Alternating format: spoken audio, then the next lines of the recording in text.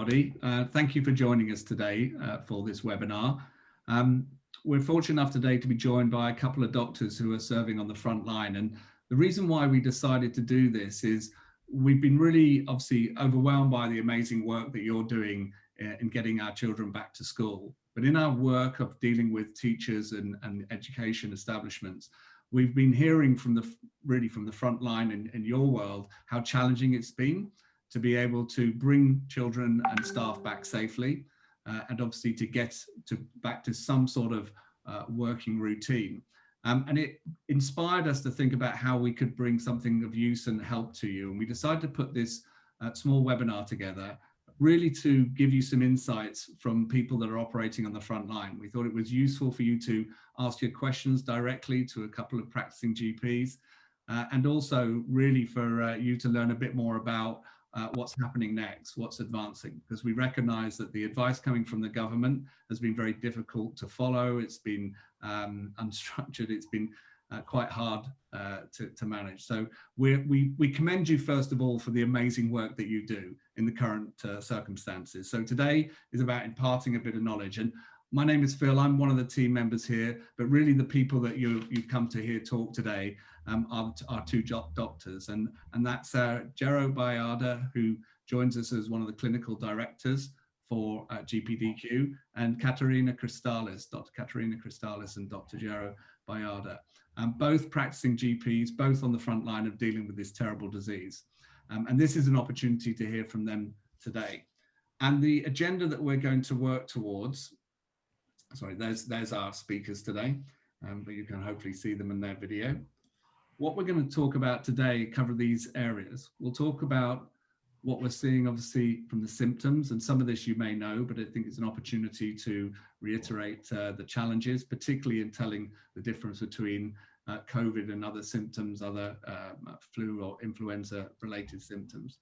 We're going to talk about testing. We're going to talk about how that's developing and what's appearing soon that hopefully will help the situation. And then we're going to talk about some half-term travel advice. So that's obviously just around the corner, practical measures that you can hopefully use within your school environments for your pupils and for your staff. We thought also it's a good opportunity to touch on mental health because it's affecting all of us in different ways. We've left enough time at the end for a Q&A. We have a few questions that people have sent in ahead of the event, but we want to encourage you to ask your questions directly. And I will control and unmute you so you can ask directly to the doctors.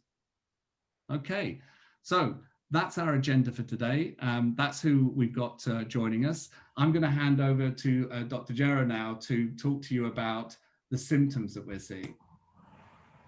Hello, good afternoon. I'm Jero Bayada. I'm, as Phil said, one of the clinical directors. Thanks, Phil. So everybody has now heard of COVID-19. COVID-19 is caused by a coronavirus, although none of us had heard of coronaviruses prior to this pandemic. They're actually very common, and we've probably all had one or other in the past because they commonly cause colds. Clearly, this is completely new, and it was known as a novel coronavirus, which meant that humanity hadn't experienced it before, so we had no defenses, even partial defenses at all. So the virus itself, in the main part, and especially in children, who we are most concerned about because we're talking about children in schools, are very mildly affected, and the majority of adults as well without health conditions will also be mildly affected. But unfortunately, there is a proportion for whom this causes a very severe respiratory syndrome. And the symptoms that we've been told to look out for are a new persistent cough and or a temperature of 37.8 or above. And one of the new symptoms that came along in recent months was a loss of change in the sense of smell or taste. So these are the set symptoms, and if you have these symptoms, we are strongly advised to go and have a PCR test to confirm whether or not we've got COVID. But actually, again, as I mentioned, we are probably most concerned about children, and they tend to manifest, if they manifest any symptoms at all, in very, very different ways. So we've got the main purple box there, which are the symptoms that the government tells us to look out for. And we've got the lilac box. And you'll find actually that if children are going to manifest any symptoms, they tend to be along the lines of vague diarrhea, headaches, sometimes conjunctivitis or rash, and often nothing at all. So they might be a little bit more tired, but they tend to bounce back from this. And the reason we think this is that every virus is a novel virus for children. They're born really without much in the way of defense. If they're breastfed, they get some defenses from their mother, but that wears off. And so the immune system in children is almost primed to deal with new viruses and infections in a very, very robust and oppositional way. So that seems to be the reason why kids are much more resilient than adults are. And the older you get, the more susceptible you tend to be as your immune system weakens with time. So I would think that this is probably a good time to go on to the next slide, if that's okay, Phil. Yes, I will. And Katerina, was there anything that you wanted to add to this while we were talking about the symptoms, perhaps around the other symptoms we're seeing and the challenges that people have in telling the difference between what is an everyday cold and what is actually main symptoms? I think that I would mirror what Jero was saying, in that the government have advised that these are the main symptoms and they're the ones that we're all really aware of. So the ones in the dark purple box. But probably one of the biggest problems that you're going to face as schools is that children may present with symptoms that are slightly different to those. So obviously we all know if a child has a cough or a temperature, they wouldn't be able to go to school. But the difficulty lies in that perhaps our evidence or our data is a little bit behind, and we don't have maybe the most common documented symptoms in children that we're working off. So as Jerry said, some of the symptoms may be vague, maybe a bit of diarrhea, a bit of a headache or a bit of a rash, and it's difficult to distinguish those children who've got cold type symptoms from children who have coronavirus. And that's obviously the reason that you're here watching this webinar, because it's not a simple black and white. There's many greys in this, and it's very new to all of us. So I just mirror what Jerry said, is that those are the main symptoms that the government have warned us about, but we should be mindful that there are other symptoms as well, especially in children. Great. Yep, that's great. The only thing I'd possibly add to that is we always knew that this was coming. We're coming into the winter term, and clearly it's flu season. And so I know schools are all over this, but it's really imperative that children do receive their flu vaccines. That pretty much all of us get a flu vaccine actually this year, because that will help differentiate between who may potentially have COVID and who's actually got flu. And it will just help. It's the reason why there's been a bigger push on flu vaccines this year. Yes, yeah, we've really seen quite an uptake in demand for those, even with the work that we're doing at GBDQ. So let's talk a bit then about the strategy to contain the virus and some of the testing. And some of this people will be familiar with, but also it's evolving rapidly. If I move across to here, perhaps one of you would talk us through the different types of testing. Absolutely. So really, to simplify it, and I think any kind of simplification is good in the current climate, PCR testing, which we've all heard about, that really is for people with active symptoms. That's for people who are suffering from the virus right here, right now. And if any of us has any of the symptoms that have been described in that government dark purple box that we had just before, we are supposed to request a PCR test, which is a nasopharyngeal test. Basically, that's where the virus tends to linger in most numbers, and we're looking for active infection with that. And so it's usually looking for the virus itself. It's a polymerase chain reaction that looks for evidence of live virus, and we get results of that within 72 hours. The antibody testing, which I think came in with great fanfare and was very prominent towards the beginning of the pandemic, is still useful, but it's useful in proving whether you've had the infection. So what it shows is that you've logged an immune response to a particular virus, basically. So to simplify it again, largely when we have a viral infection, the body will deal with it, and then it will file away antibodies against that infection. So if it comes across it again, it can then amplify those antibodies, increase their numbers, and deal effectively with it. So in essence, you don't get a recurrence. So PCR testing is primarily what we're using now to see whether people have infections and to help control the virus. So if you have a PCR test and it comes back as positive, you are then told to isolate for 14 days. Whereas the antibody test will give you some indication as to whether you've got some immunity to the virus. But actually, because it's still new and because we're less than 12 months in, we're still unsure as to how long that immunity is going to last. And we're still unsure as to whether the virus is evolving faster than the antibodies will give us protection for. So that really is it in a very basic explanation. Great, thank you. And Katrina, in terms of timing wise as well, at the point at which you can start to test and pick up these signals, what does that look like? So that's difficult as well, because your timing is going to depend on when you get symptoms. But if we're looking at children, a lot of children are asymptomatic, as we said, or they don't have the main symptoms. So then it complicates the matter even further. Ideally, you would want to have the PCR test a few days after you've had your main symptom, or you're starting to question whether you've got COVID-19. So it's a few days afterwards, but again, that's difficult in children because we don't know at what point of their illness they may be presenting, especially if they're asymptomatic. And with the antibody testing, different antibodies develop at least days to weeks after you've been infected with COVID-19.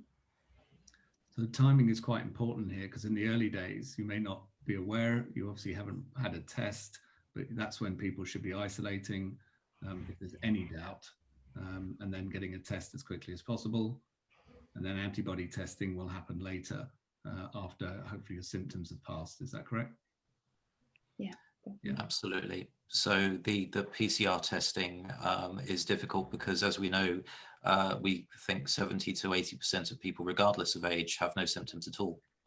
And we're seeing evidence of that now. I know it's not really the age group that we're looking at today, but in universities, that's the reason why there's been such massive outbreaks in places such as Newcastle. So I think it was one of the northern universities. I think it was Northumbria. They've been very good at testing, and they've tested more or less all their students coming in as the first year. In one of the departments, I think close to 700 or 800 came back as positive, but of those, there were only less than 70, I believe, that were symptomatic in any way at all, even with mild symptoms. Right. And let's talk a little bit about testing young people. So younger children, the challenges obviously of PCR testing. In the early days of the work that we were doing, obviously one of the concerns was that it's fairly uncomfortable or intrusive test with a swab to the back of the throat and to the back of the nose. What are some of the challenges that you experienced in treating children with PCR tests? So I've done a number of these tests myself now, and actually I find most children are good and seem to understand that this is a significant situation. And that's even for very young children. So I've had quite a lot of good compliance. There's been the odd child that have moved their head backwards and forwards, but we get that anyway. And, we're trained to look at the backs of the throats of children quite often. So there are means that we can employ to do that. And yes, it is uncomfortable, but it is momentary. It's a lot less unpleasant than, say, a trip to the dentist for a filling or an injection, for example. So yes, there are some challenges, but nothing that an experienced doctor cannot overcome. And I don't believe any of my colleagues or myself have had any issues with that. Joe, would you say sometimes actually children are easier than adults? They're better patients? Really? Yeah, I've had much parents than I have children quite often. So yeah, that's often true. Thanks for that, Katrina. I completely agree. Sometimes, adults can be the ones that are more difficult, whereas children are a lot more understanding, as you said. Right. And is there an age where an acceptable age? So how young can children be before obviously the testing? If you can give us an indication, because we're dealing with, I guess, in this instance, we may have primary schools or infant schools as well as senior schools. So I would say, you know, clearly we can't do it on very young children just because of the anatomical considerations, basically. But anyone that's school age or even nursery age, I think, can have it and tends to be quite compliant with it as well. What would you say, Katharina? I think so. I think definitely we can do tests on younger children. The slight limitation of any PCR or in any age group is that if you swab a part of the throat where the virus is not, you're going to get a false negative, and that's the same with any age group. And that's part of the limitation of the test. So ensuring that we get a good test is having a good swab. So it's just a slightly unpleasant test, but that's the same for any age group, including the adults that don't like it as well. Yes. Okay, thank you for that. So that covers some of the current ways we're testing, but then we're starting to see new technologies arrive and new ways to monitor, and obviously testing getting quicker. So aside from the challenge of being able to get a test at the moment, and there are stories of people having to travel long distances to do that, that hopefully will start to improve as we bring in these new technologies. One of those is this rapid testing tech that we're seeing arrive now. Katrina, could you talk to us a bit about that and where that fits into the testing regime? Yeah, definitely, Phil. So as we said, it's the children who are having slightly different symptoms to adults. So if there's the concern that children are asymptomatic, or they might present with slight gastro symptoms or loss of appetite or fatigue, we're not catching those children in our purple box. So those children are still able to go to school. And those children may be spreading COVID around their classes or bubbles. So that's the concern, and that's why we're looking into alternative means of testing, or not alternative, additional means of testing.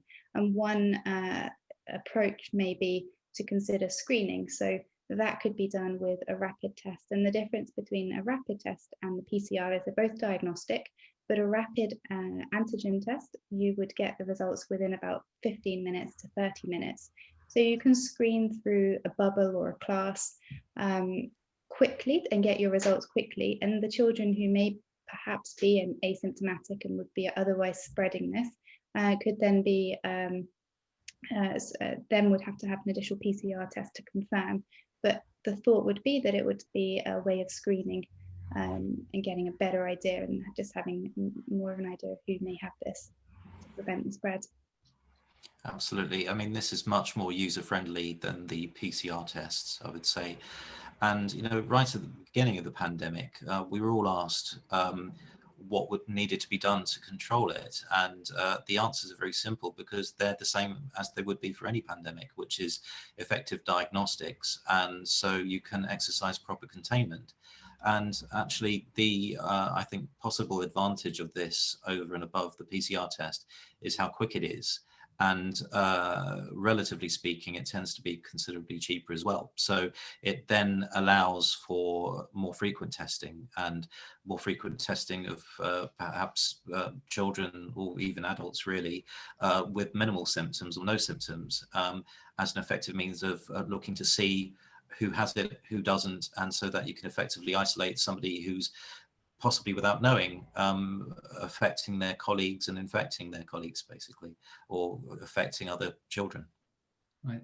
And the application of this test is the same as the PCR test, is it, in terms of how you actually get to the back of the throat and to the nose? But the reading, the technology here, as you can see in the images, the reading in how you actually get the feedback. Is that the difference?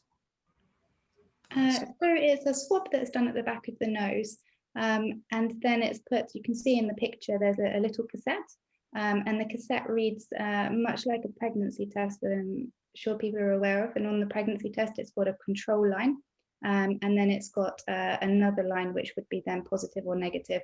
And so that's why it's fairly easy to interpret, but the tests have to be done by a medical professional, and they would be the ones administering these tests to make sure that the result is accurate and the right measures are taken.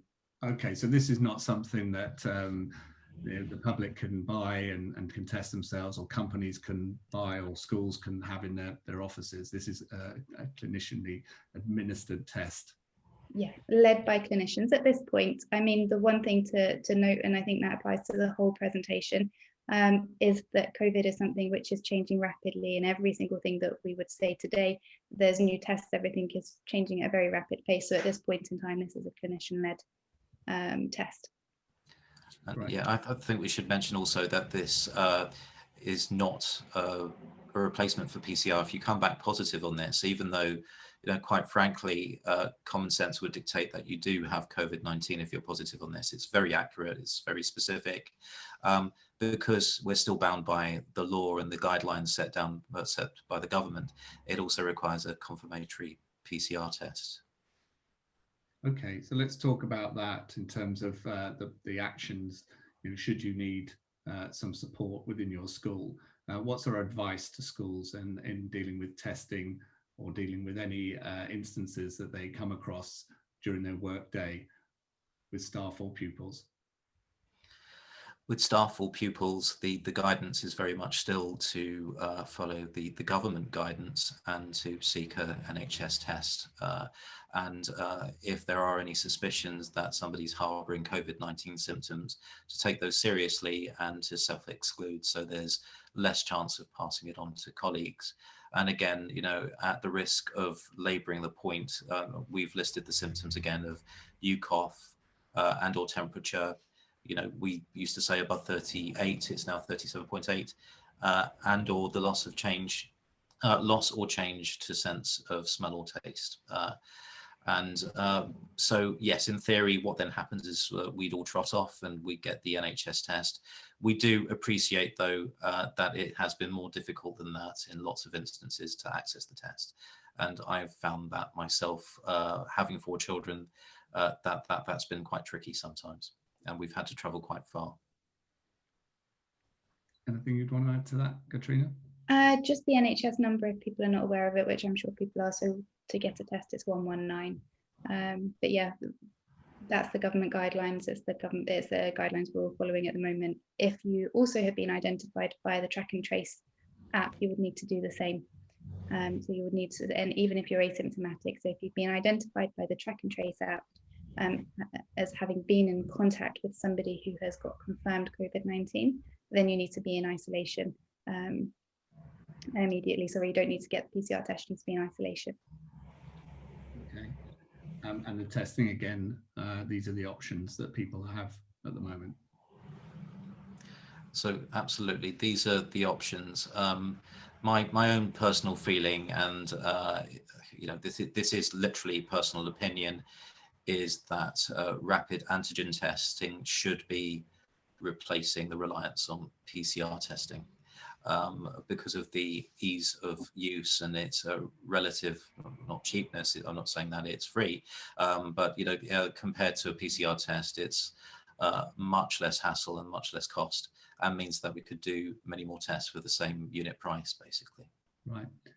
But the guidelines, again, is if there's a response, if there's a reaction, then you have to have a PCR test. Absolutely. That at the moment, this is not a replacement. This is something that will give you an indication, and this is very useful, the rapid antigen testing, in somebody who's asymptomatic or nearly asymptomatic or has very mild symptoms. Okay, so let's get on to sort of providing some practical advice to the schools before we get into a Q&A here. Talk through the potential approach a school might follow for tackling this. Absolutely. So we're really not trying to teach you how to suck eggs here. You've been very, very good schools at employing common sense in the formation of bubbles and staggered pickups and drop-offs, etc. And we're very grateful for that. I've got kids who are primary school age as well, and I've been very grateful that I've been able to continue to work. And we're grateful that kids are continuing to be educated. So what we're suggesting is possible means to keep that going and to avoid the possibility of schools having to stop doing what they're doing, basically. And again, this is relatively basic. This is what we would do for any kind of outbreak or pandemic. And the mainstay of this and what will keep a system going is regular screening, really. And it would be good to be in a situation where this was happening maybe weekly or twice weekly, regardless or not of whether there were symptoms, basically. And, you know, we're aware as well that teaching staff have concerns. You know, they are probably even more frontline than we are as GPs, because they're dealing all the time with kids coming in from who knows where. And we don't know what's happened to our children outside school before they come into school. So clearly there are concerns amongst teaching staff about whether they are going to pick something up from the children they're teaching and bring it back home to their families and to, you know, vulnerable relatives and friends, etc. The evidence seems to be that kids are not very good at spreading it to adults or to each other particularly.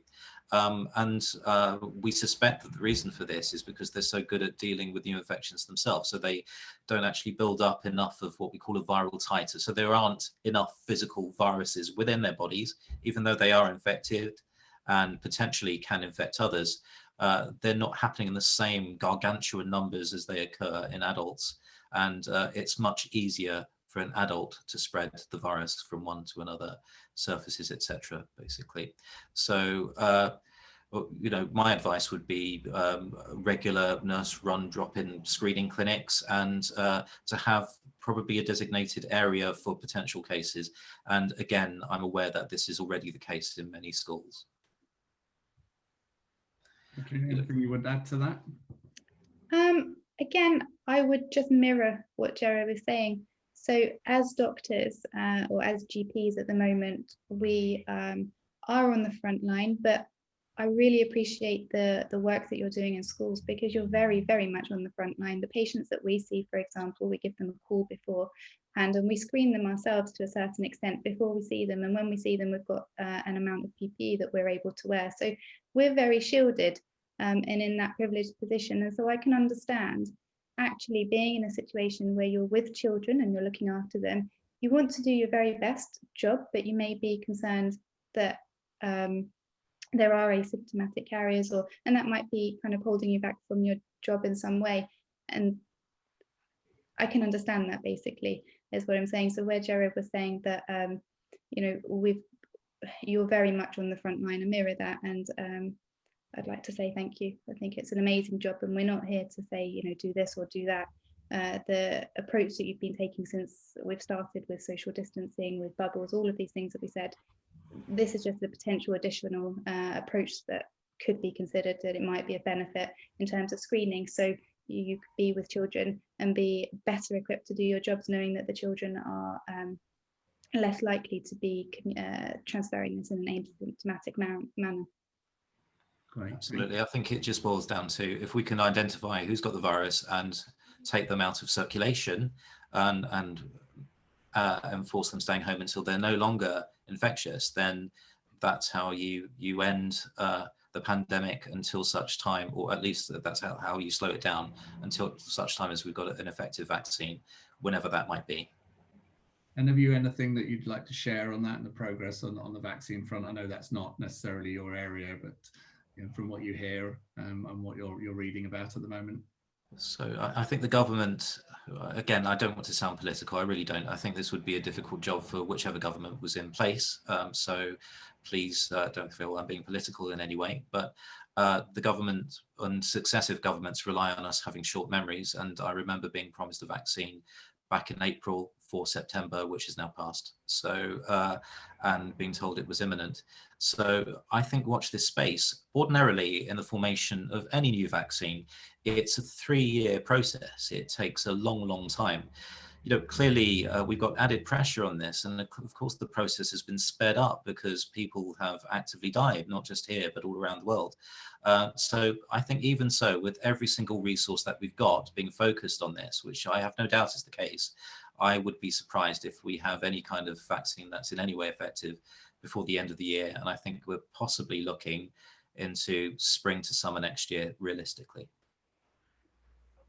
Yeah, definitely. Well, that's what we're hearing, obviously, from a lot of employers as well, as you know, trying to bring staff back to offices. Half term is coming up. People might be getting away or planning to get away. Any advice on travel? I imagine that there are instances where someone is feeling unwell in the family just before you're about to set off. Have you got any advice for the half-term travel? Yeah, I think it's, again, I don't mean this patronizingly, it's employment of common sense. I think, some of the places that have appeared on the don't visit and the quarantine list, I think many of us could have seen coming beforehand, and retrospectively they weren't much of a surprise, basically. So I would perhaps encourage parents, students to not go to places which look as if they are heading in that direction. And I know that we all deserve a holiday. It's been an awful year for the majority of us, but it is to follow government guidance, and also perhaps to keep one's ear to the ground on which areas of the world are likely to become the next affected, and the next where you run a much higher chance of actually getting the virus. It causes all sorts of complications, of course, but it is to follow government guidance, it is to follow quarantine, and it is to follow the advice that you've been given. There are now hefty fines in place for not following that guidance. If you're told to isolate, you must isolate, unfortunately. So I think, questions will arise, and they may arise even from this, as to, we've talked at some length about these new tests and whether they might be of use. And I would say, yes, potentially, but those are not the rules yet. So I think that the things such as rapid antigen testing in combination with PCR testing could be used to cut short quarantine, but they're certainly not in place at the moment. And when are we expecting rapid testing to be available?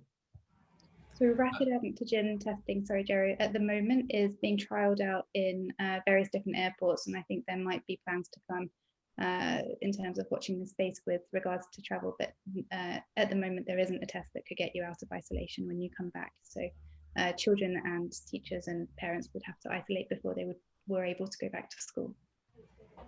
Okay.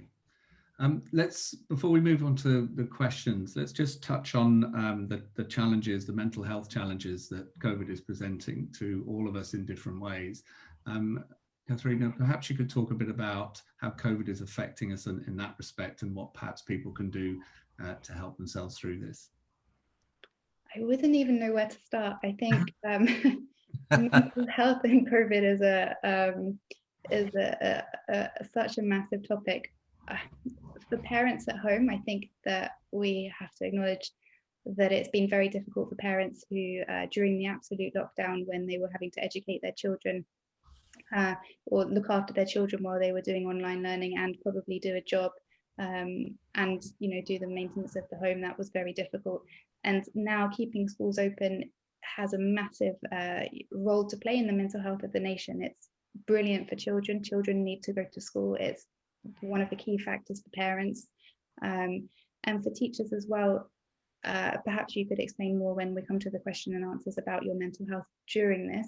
I've not actually spoken to any teachers about their mental health, but I do a lot of return to work for employees, and I found that there's 3 different categories of people. So some people find that their mental health is worse being at home, and they've said that it doesn't work for them. They're at home, they're working longer hours than what they were working previously, and they barely leave the house, and that's meant that they don't exercise as much, and they're very stuck in that aspect, whereas and they want the social contact, whereas other people have said, actually no, being at home has been incredible. It meant I've got to lie and haven't had the commute, and I haven't had to do X, Y, and Z, and I'm more productive at home. So there's been 2 very different categories. There's some people that said it didn't really matter for me either way, and I've got flexibility. So in terms of employees, that's where they have been. So it'd be interesting to find the where as teachers you stand. Because I've not spoken to any teachers about this, but I imagine that for children, mental health wise, they need to be at school, and for parents as well, because they have to work, etc. So it's funny, we also know that people who are unemployed are more prone to depression. It's so a working day gives you a structure to your day, basically, and we kind of as a species need that. And it's been an odd situation with lockdown, because even people who have continued to work or haven't been furloughed do have elements of that. So they felt down or depressed because of that, because there isn't the having to get up, leave the house or whatever, you know, and it is a bit of a joke stereotype, but there is a descent into, you know, just leaving your pajamas on and, you know, putting a shirt on for your video call. And I think that's possibly affected doctors as well. So there is that, you know, clearly we're social creatures, and actually spending time with each other, not over a video link, is important to us. And, you know, it's been a challenge even for doctors with consultations. There's a lot you miss through a video or through a telephone link, because, you know, we're relying on the other senses. We're relying on other aspects of how we integrate with each other. And, you know, I found that has been very detrimental to mental health for you know, children, adults, everybody, basically. So there's no doubt that I've seen an increase in the number of people suffering from you know, low mood, anxiety, huge increase in obsessive compulsive disorder and hand washing, because in the end we're all being told to wash our hands more and more and more, and how dangerous the virus is. So it kind of follows, doesn't it? So it has had a massive effect anecdotally on the patients that I've seen with any kind of mental susceptibility to mental ill health has shown itself, I've found. Great, thank you. Yeah, it's a complex question, and a bit unfair of me to ask you to summarize it here, but thank you. Those insights are really, really valuable. Okay. We're going to move on to some questions now, and we're going to open up the floor to anybody that wants to ask Katerina or Gero a question. So please feel free to raise your hand, and I'll unmute you if you'd like to ask the question directly yourself. But to get us going, I do have a couple of questions from people that have sent in beforehand. And the first one really is all about testing again.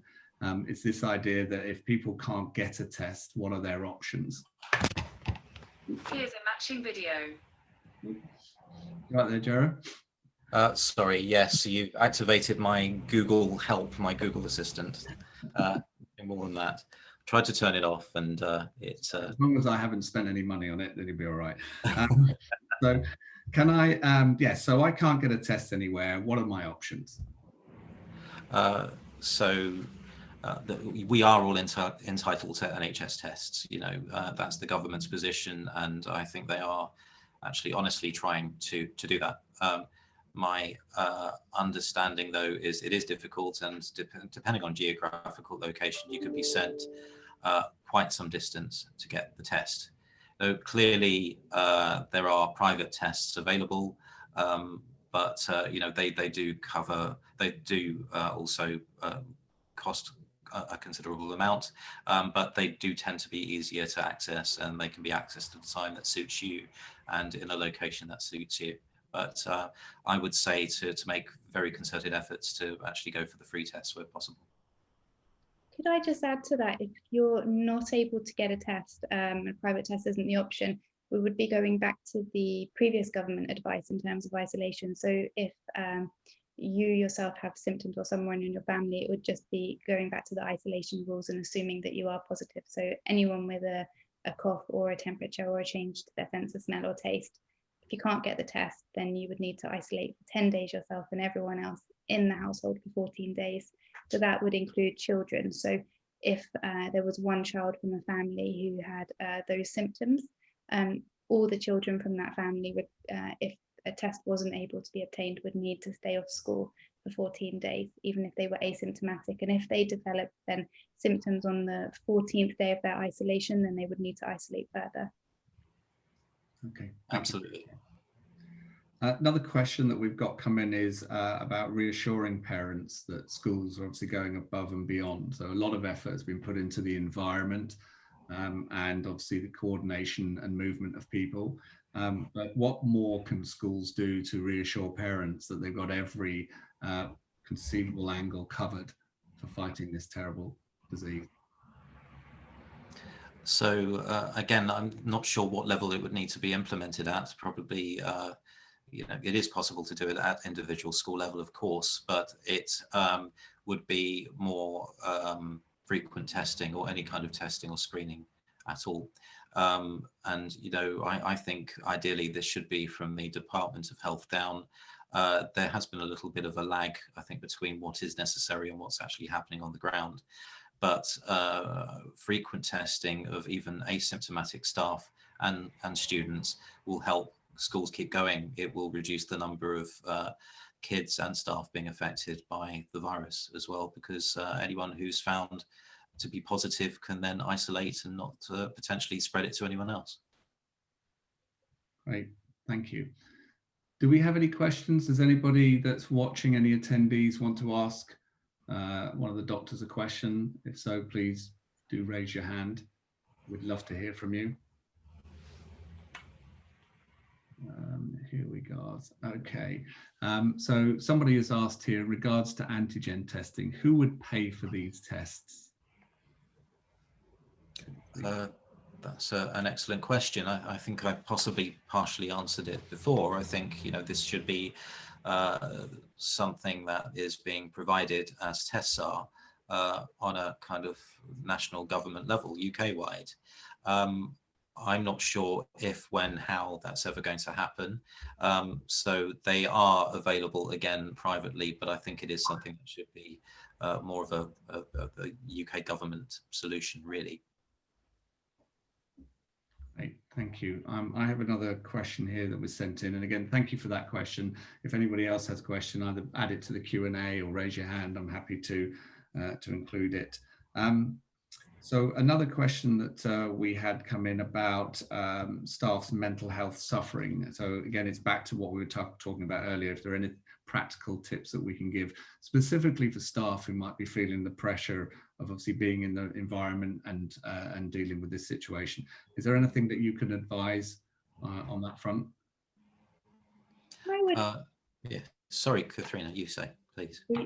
I would just say, to be honest, with anxiety in general and concerns, prior to COVID, one of the best approaches to that would just be to communicate and to be open about these things, because mental health has always been something that's difficult to talk about.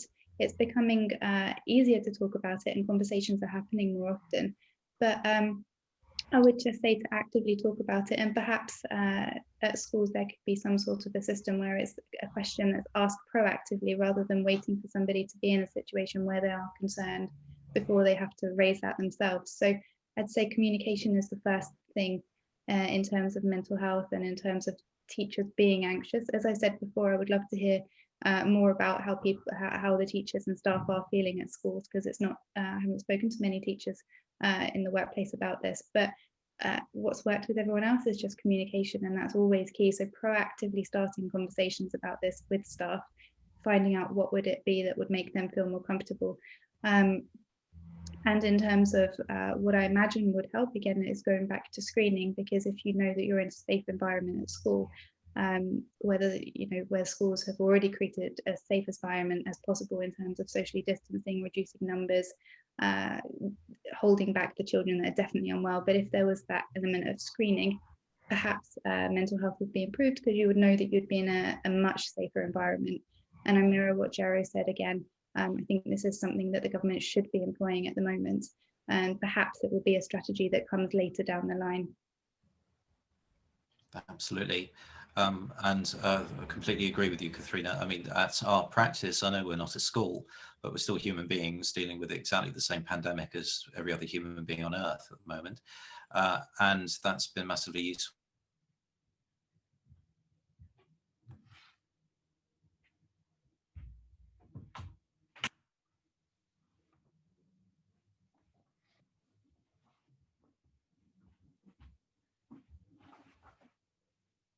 Always say in pregnancy that anything that you may have shows itself, and I would now extend that to pregnancy and COVID-19. Okay, thank you. I don't have any other questions. Oh, here we do.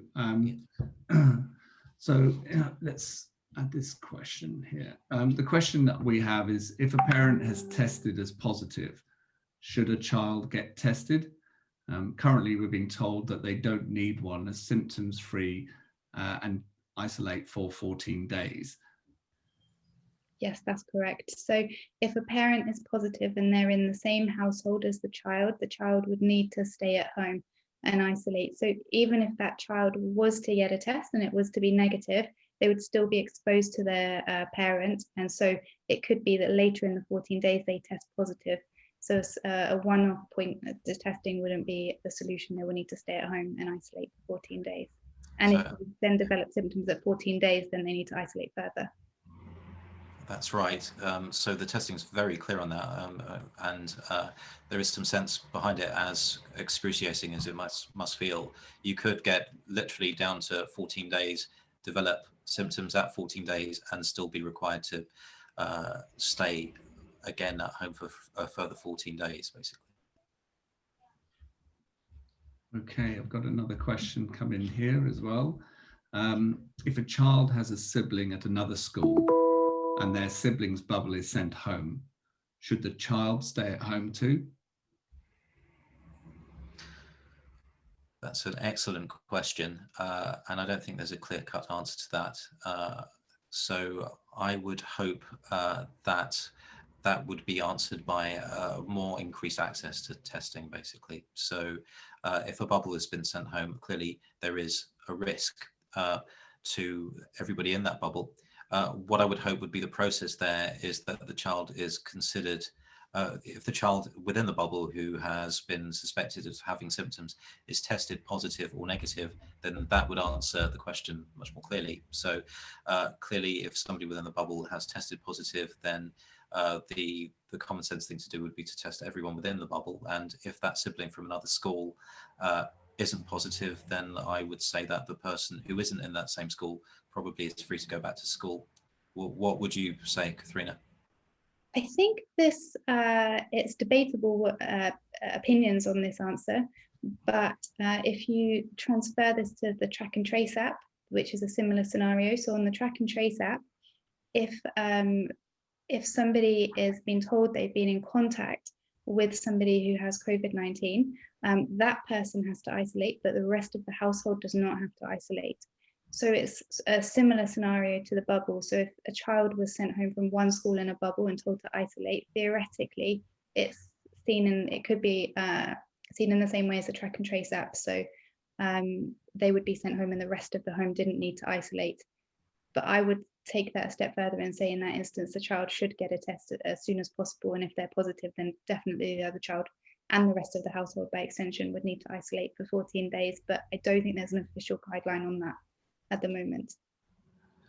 There isn't, and actually I'd go further and say, you know, these cracks and these really excellent questions are where possibly there's room for further spread, because we really don't know, you know, we don't legitimately know, and there's no clear guidelines on that. So if you're in a situation where the health professionals are struggling with it, then I really feel sorry for the parents and the teachers on advising what to do.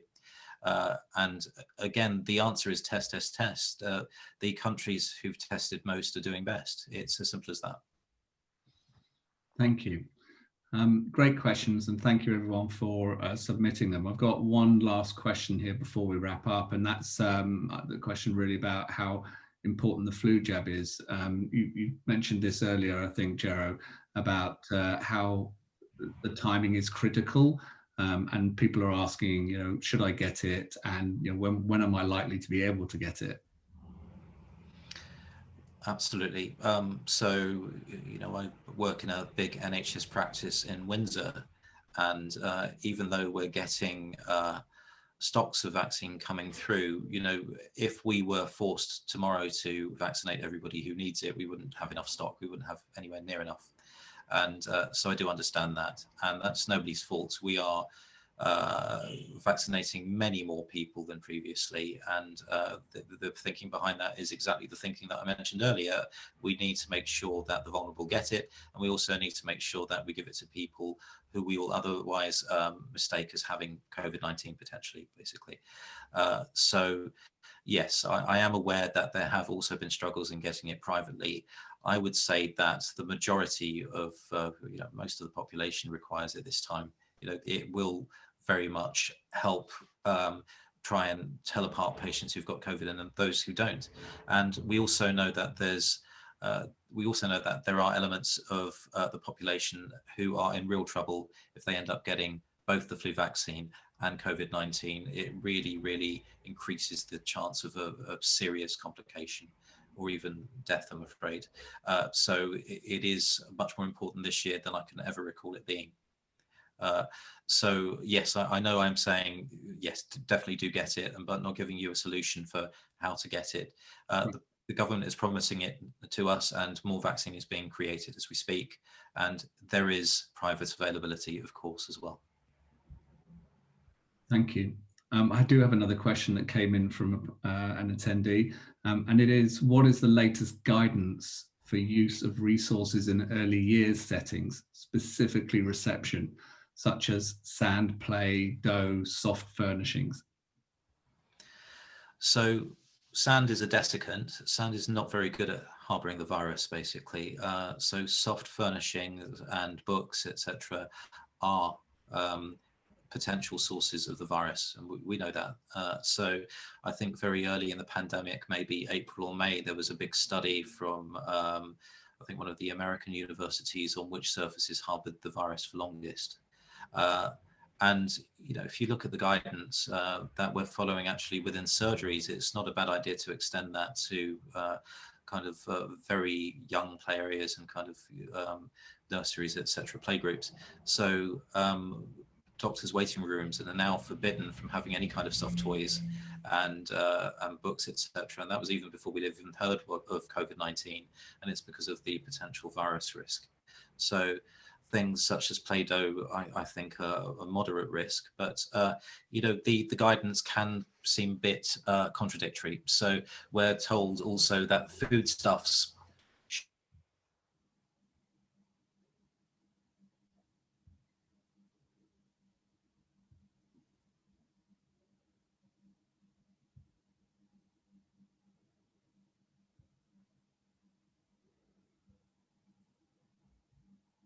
that I would get too exercised by this, because especially children in this sort of age group, they're not very good at actually forming enough virus in enough numbers to spread it around, basically.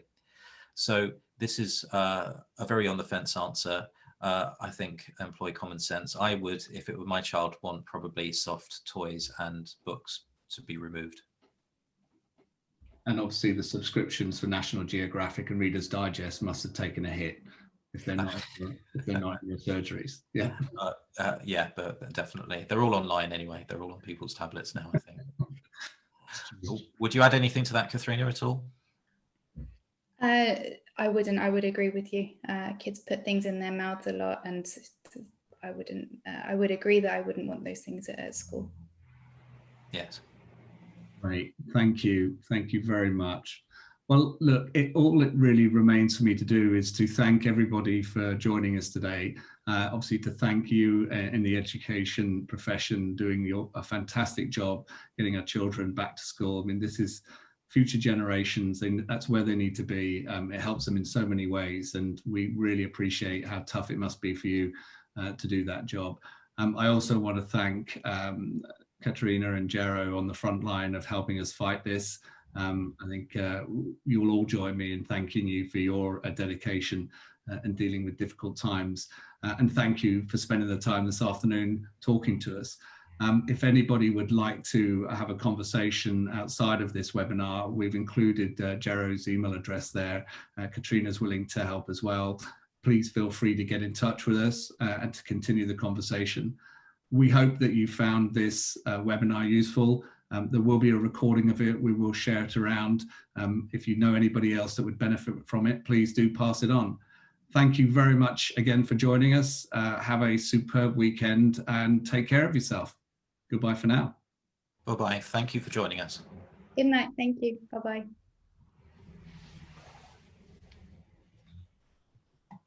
Hello.